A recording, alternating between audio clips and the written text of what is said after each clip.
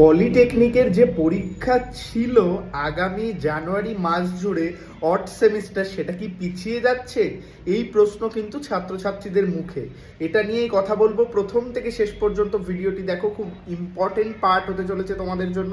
কারণ তোমরা যারা polytechnic first year, second year এবং থার্ড ইয়ারের ছাত্রছাত্রী রয়েছে, সবার পরীক্ষা জানুয়ারিতে, এবং একটা কিন্তু উড়ো খবর চলছে যে পরীক্ষা পিছিয়ে যেতে চলেছে।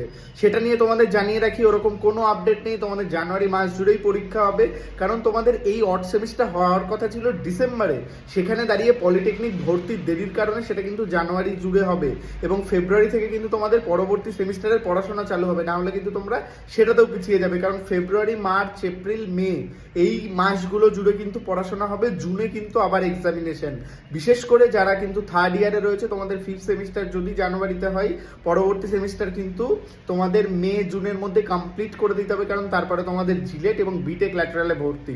তাই এই পরীক্ষা কোনোভাবে পেছাচ্ছে না। যেরকম ডেট রয়েছে সেটাই যদি পোস্টপোনের কোনো রকম আপডেট থাকে, আমি নিজে তোমাদের মধ্যে ভিডিও নিয়ে আসবো।